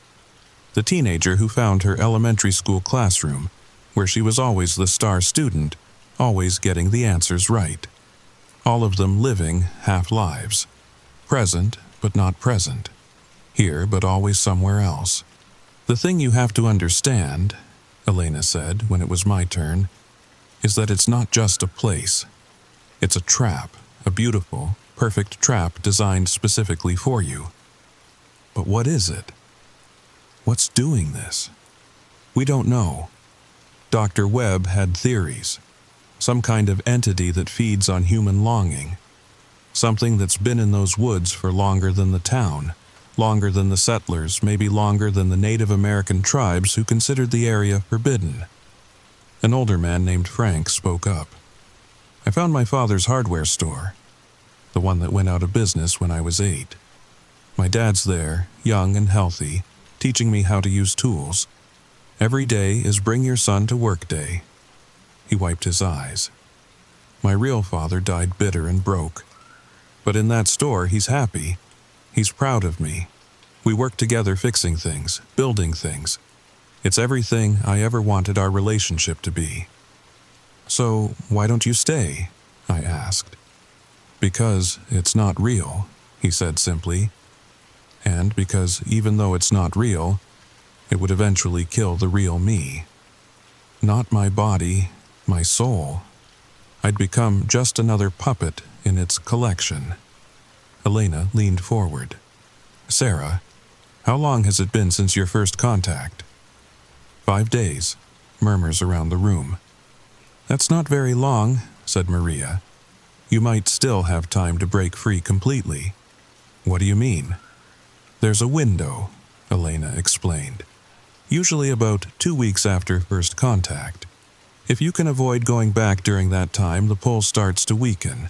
Not disappear, never disappear, but become manageable. And if I can't avoid it, then you end up like us, forever in between. Or you disappear completely." Tom raised his hand. "There is one other option, one we don't usually talk about." The room went quiet. "Tom," Elena warned. "She has a right to know," he insisted. "You can confront it directly. Go to your place and refuse to participate. Stand your ground. Some people have managed to negotiate. Negotiate with what? With whatever's wearing your family's faces. Sometimes, if you're strong enough, if you understand what it really is, you can make it let go of you." Elena shook her head. "And sometimes it just takes you immediately. Tom, we agreed not to—" "I'm tired of watching people suffer," Tom said. "I'm tired of living half a life. Maybe it's time someone tried something different." I left the meeting with more questions than answers. But one thing was clear. I had maybe a week before the choice was made for me. Before I either disappeared completely or joined their ranks of the perpetually haunted. That night, I made a decision. I was going back to the house, but this time, I wasn't going as a victim. I was going as someone who understood the game. I spent the day preparing, reading everything I could find about folklore, about entities that feed on human emotion, about the power of belief and memory. I called my real family, had long conversations with Mom, Jake, even talked to Dad's grave via video call with my cousin who lived in Chicago. I grounded myself in reality, in the imperfect, complicated, sometimes painful truth of my actual life. As sunset approached, I drove back to the trail entrance. But this time, I wasn't alone. Elena had insisted on coming with me, along with Tom and Frank. "If you're going to do this," she'd said, "you need anchors. People who can call you back if you get lost." We hiked to the clearing in silence. The house was there, waiting. Lights on, smoke curling from the chimney, the picture of domestic perfection. Through the windows, I could see my family setting the table. 4 places, 4 chairs. "Remember," Elena whispered, "they're not your family. They're echoes, shadows. Whatever's in there has studied you, learned you, but it's not human." I nodded and walked to the front door. It opened before I could knock. "Sarah!" Not Mom stood there, beaming. "We've been so worried. Come in, sweetheart, dinner's ready." "No," I said. Her smile flickered. "What do you mean, no?" "I mean, I'm not coming in, and I'm not playing this game anymore." I stepped back from the threshold. Behind me, I could feel Elena and the others, their presence like a warm hand on my shoulder. "But we're your family." Not Dad appeared beside her. "We love you. You're not my family. My mom lives in Florida. She has arthritis and uses too much creamer in her coffee. My dad is dead. He died alone in a hospital room because I was too busy with work to visit him that week. And my brother has a scar on his chin from falling off his bike when he was 10. I looked at the perfect versions of them. You don't have any of their imperfections, any of their real history. You're just pretty lies." Not. Jake joined them in the doorway. Still 9 years old, still perfect. "We can be whoever you want us to be, Sarah. We can be better. I don't want better. I want real." The thing wearing Mom's face tilted its head too far. "What's real? Your lonely apartment, your failed relationships, your debt and your boring job and your father's disappointment." Each word hit like a physical blow, because they were true. All of it true. "Yes," I said anyway. "I want my messy, imperfect, sometimes painful, real life. Because it's mine." "We could take the pain away," Not Dad said. "Here, you're 7 again. No worries, no responsibilities, no heartbreak. Just love and safety and family dinners every night." I felt the pull then, stronger than ever. The promise of escape, of peace, of going back to a time when the world made sense and I felt protected and loved unconditionally. Behind me, Tom whispered, "Stay strong. Remember why you're here." "I'm here," I said to the things in the doorway, "because you've been stealing people. For decades, maybe longer. Taking them away from their real lives and trapping them in beautiful cages. We don't steal," Not Mom said. "We offer. A choice, a gift." "A gift?" I laughed, but it came out hollow. "What about the man who starved to death in the woods rather than come back to you? What about all the people who live half-lives, torn between worlds?" "Weak," Not Jake said, his child's voice suddenly cold. "We offered them everything, and they chose suffering. Because suffering is part of life. Loss is part of life. Growing up and growing old and saying goodbye is part of life." The 3 figures began to change, subtle at first. Their smiles became too wide, their eyes too bright, their movements too fluid. "You want to suffer?" Not. Dad's voice had developed an edge. "You want pain?" "I want choice," I said. "Real choice. Not the choice between a beautiful prison and no choice at all." "We are what you made us," Not Mom said, her voice layering with harmonics that hurt to hear. "We are your perfect family, your deepest desires given form." "No," I said. "You're my deepest fears. My fear of being alone. My fear of growing up. My fear of loss and change and death. You're everything I'm afraid to face, dressed up pretty to hide the trap." The house began to change too. The perfect paint started to peel. The warm light flickered.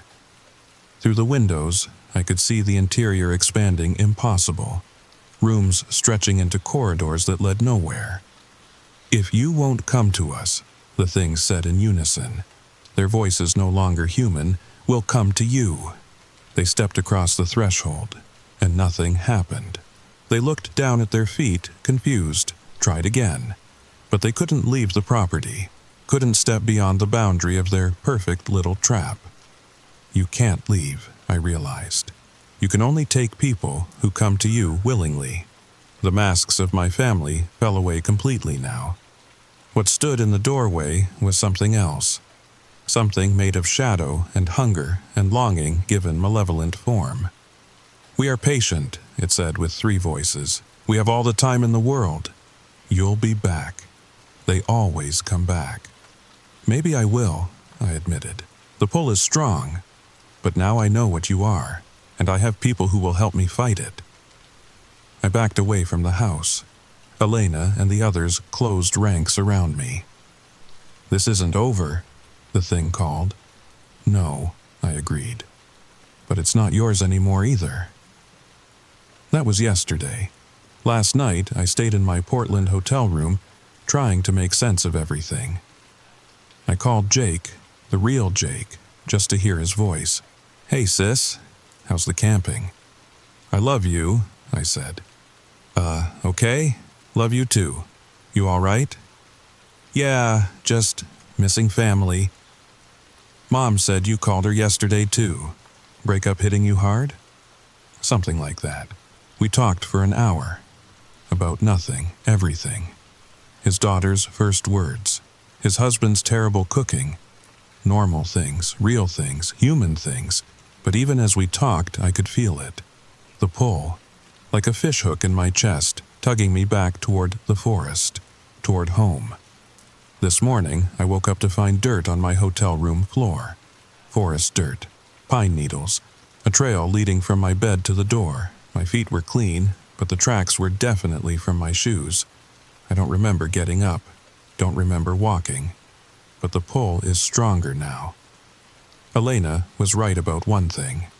Knowing what it is doesn't make it easier. In some ways, it makes it harder. Because now I understand exactly what I'm giving up if I resist. Not just the false promise of returning to childhood, but the very real escape from adult pain.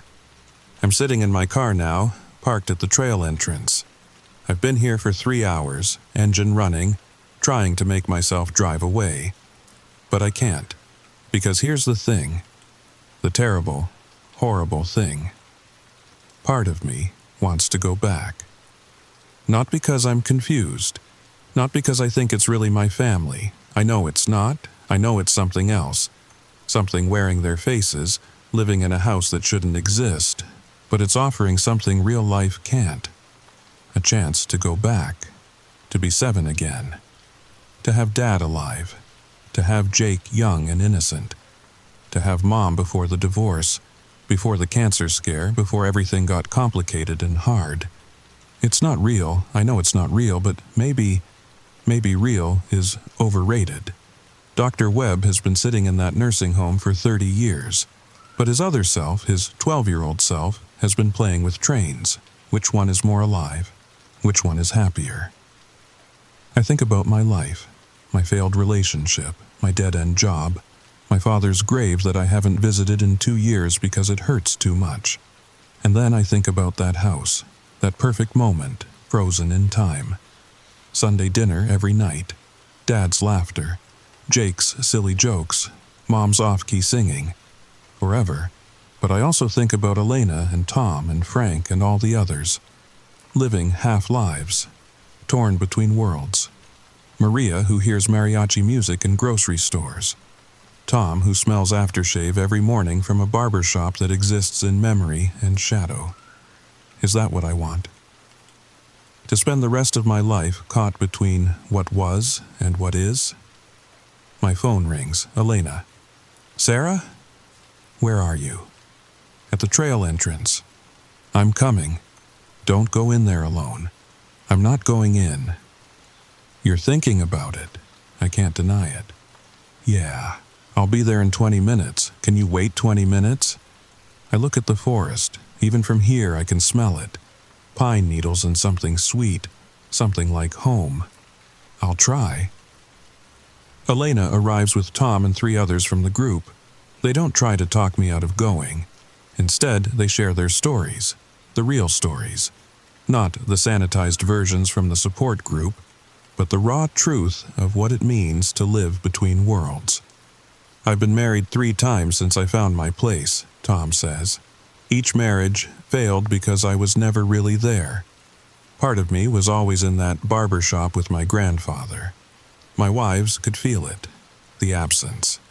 Maria nods. My children grew up thinking I didn't love them. How do you explain to a 6-year-old that Mommy hears phantom music? That she's always listening to a party that happened 20 years ago? But you're all alive, I point out. You're here. You chose to keep fighting. Did we? Asks a woman named Jennifer. Or are we just too scared to make the final choice? Too cowardly to either give in completely or break free? Elena looks at her sharply. Jennifer. No, she needs to hear this. Sarah, I found my childhood bedroom 15 years ago. Every day since then has been a choice between going back and staying here. And I'm tired. God, I'm so tired of choosing. She looks at me with hollow eyes. Sometimes I think the people who disappear completely are the lucky ones. At least they get to rest. The sun is setting now. Soon it'll be dinner time. 6 o'clock. They'll be waiting for me. The table will be set. 4 places. 4 chairs. 1 empty. Mine. There's something else, Elena says quietly. Something I didn't tell you before. About the people who confront it directly. What? Some of them do break free. Completely. The pull goes away. They get their lives back. My heart leaps. How many? Her pause tells me everything. 3. In 25 years. 3 people out of maybe 50 who tried. What happened to the others? They disappeared. Or they came back changed. Broken in ways that can't be fixed. Tom clears his throat. But those 3, they found something the rest of us couldn't. A way to face the truth about what they were really running from. What do you mean? The thing in the woods. It doesn't create the places out of nothing. It uses what's already in us. Our memories, yes, but also our pain, our unresolved grief, our fear of growing up and letting go. Elena nods. For me, finding my bedroom wasn't about wanting to be young again. It was about the day my parents told me they were getting divorced. I was 8 years old, and I spent that whole night in my room, wishing everything could just stay the same forever. And that's what the entity gave you. Exactly. But it also trapped me in that moment of terror, of change and loss and things beyond my control. I've been 8 years old and terrified for 15 years.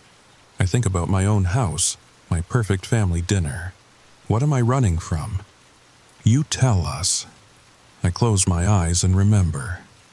The last dinner we had in that house before moving. I was 11, not 7, old enough to understand that this was an ending. That childhood was over.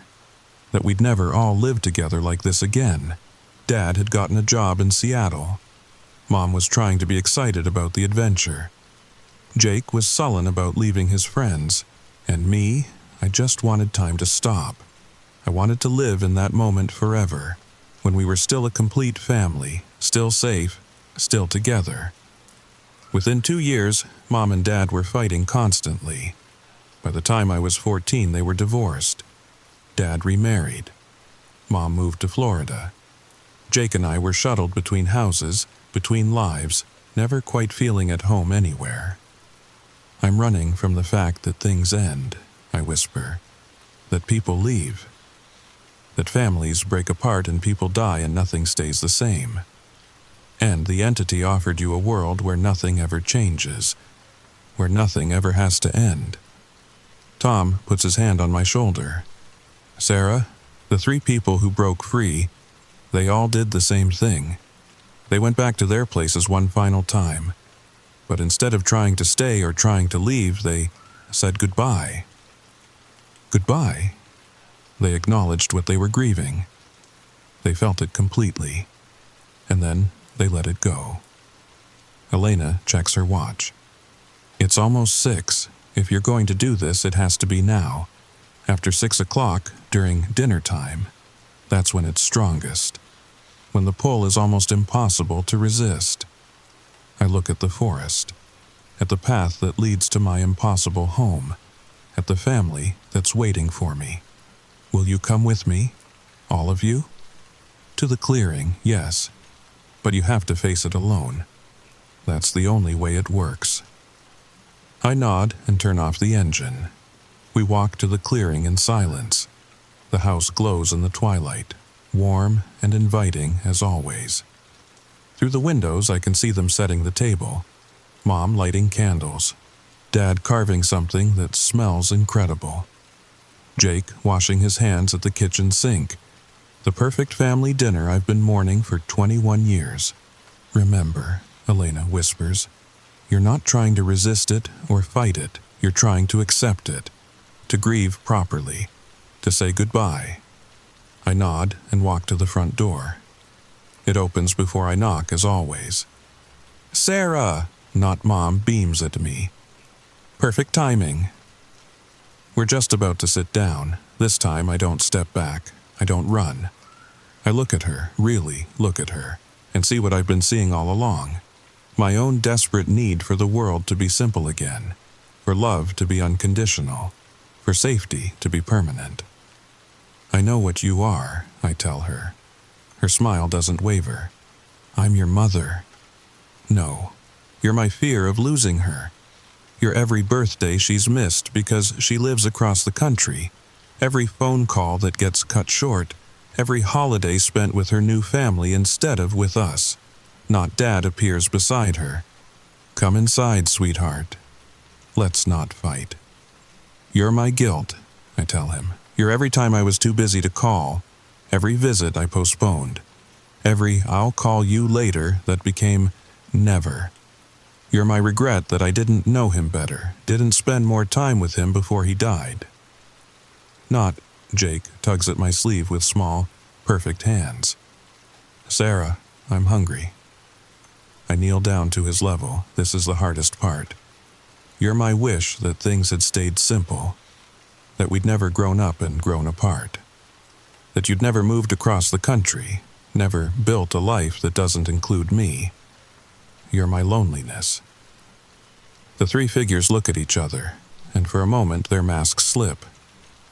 I see the truth underneath, not monsters, but my own pain given form, my own inability to let go of what was and embrace what is. We could take it all away, they say in unison. The pain, the regret, the loneliness. Come inside, Sarah. Come home. This isn't home, I say, standing up. Home isn't a place you go back to. It's something you carry with you. Something you build with the people you love, even when it's complicated and messy and imperfect. I pull out my phone and show them a picture. Jake and his husband and their daughter at last Christmas. Mom looking older but happy with her new husband. Dad's grave, which I finally visited last month and covered with flowers. This is my real family. Scattered across the country, growing older, changing. sometimes disappointing me and sometimes surprising me, but real, alive, present in the world. The house begins to shift and blur around the edges. I loved our dinners in this house, I continue. I loved feeling safe and protected, and like nothing could ever hurt me. But I can't live there anymore because I'm not 7 years old anymore. And that's okay. That's how it's supposed to be. You're choosing pain, not Mom says, and her voice is sad now, not angry. I'm choosing growth. I'm choosing to let the past be past so I can have a future. I walk to the table where they've set my place. The fourth chair. My chair. And I understand now that it's been empty all these years not because I wasn't there, but because I refused to let go of the child who used to sit in it. Thank you, I tell the things wearing my family's faces, for loving me so much that you tried to keep me safe forever. But I don't need to be safe anymore. I need to be alive. I turn toward the door. The pull is still there, but it's different now. Weaker. More like gravity than like chains. Goodbye, I say to the house, to the impossible family, to the child I used to be. I love you. I'll always love you, but I'm ready to let you go. I walk out the door. Behind me, I hear not Mom call, one last time. Dinner's ready, sweetheart. But her voice is already fading. Elena and the others are waiting at the edge of the clearing. As I reach them, I hear a sound like wind chimes in a storm. I turn back to look at the house.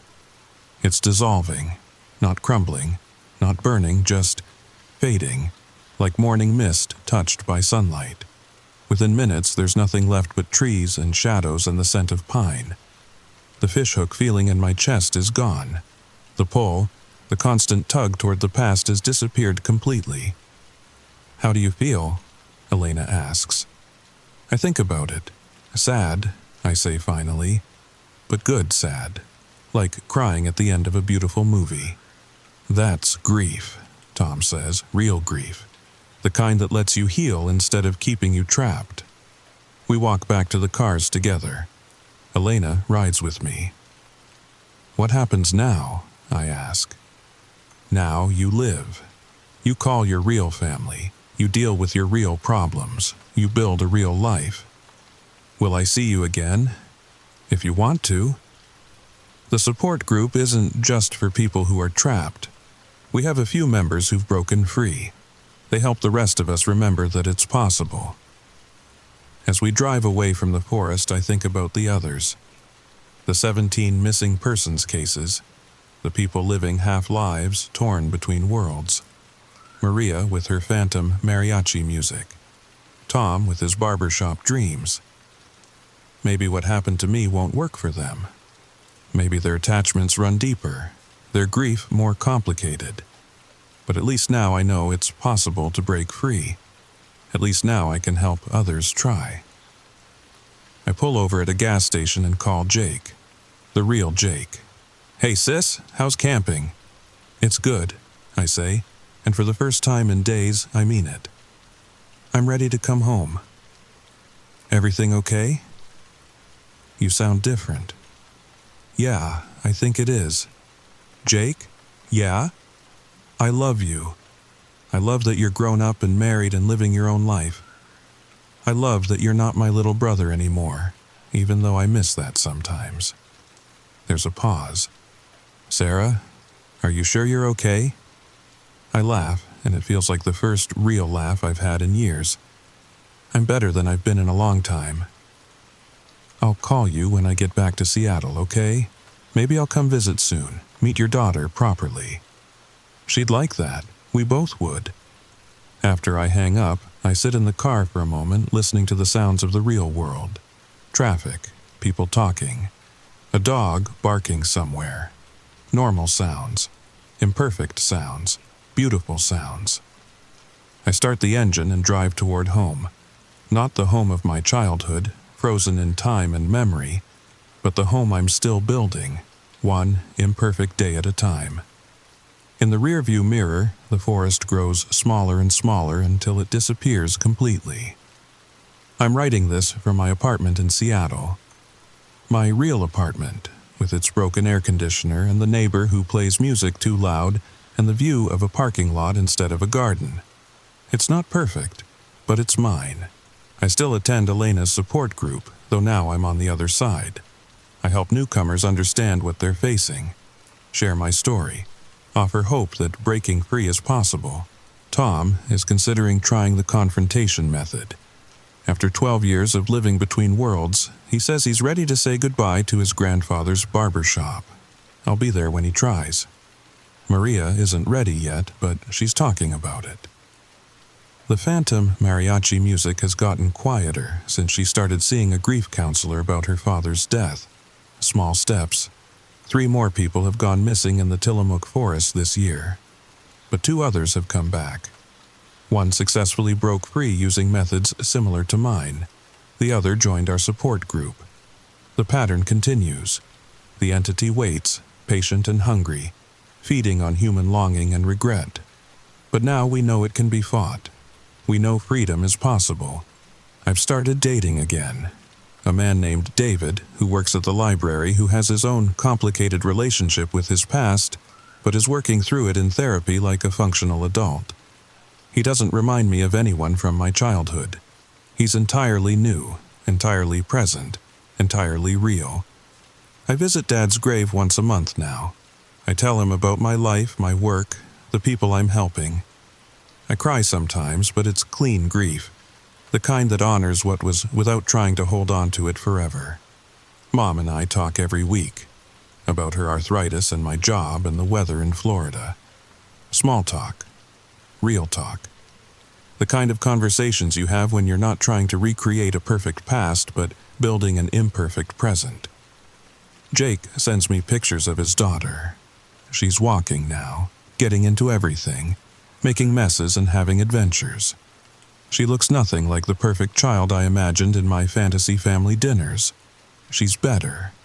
She's real. Sometimes, late at night, I still catch a whiff of pine needles and something sweet. Sometimes I hear an echo of Mom's off-key singing or Dad's laughter. But they don't pull me backward anymore. They're just memories now. Gentle reminders of love that was real once and still lives in my heart. The past is a beautiful place to visit, but a dangerous place to live. I'm living in the present now, in the messy, complicated, sometimes painful, always changing present. And it's exactly where I belong. The forest is still there, of course, still calling to people who can't let go, still offering perfect yesterdays to anyone willing to trade their tomorrows. But I'm not listening anymore. I'm too busy living. Listen, before you go, before you click away, I need you to do something for me. Check your windows, right now. Look outside. Do you see your street, your real street? Or do you see trees, pine trees that weren't there before, and that smell? Can you smell it now? Maybe you should comment below. Tell me what you see. Tell me you're still here, still in the real world. Or don't. Maybe you're already walking toward your own perfect yesterday. Maybe we all are. But if you are, if you find your impossible place in the woods, remember my story. Remember that you have a choice. Remember that real life, with all its pain and imperfection and loss, is still better than the most beautiful prison. Remember that the past is a beautiful place to visit, but a dangerous place to live. Remember that growing up doesn't mean giving up love. It means learning to love in new ways. And remember that home isn't a place you go back to. It's something you carry with you, something you build with the people you love, even when it's complicated and messy and imperfect. Sweet dreams.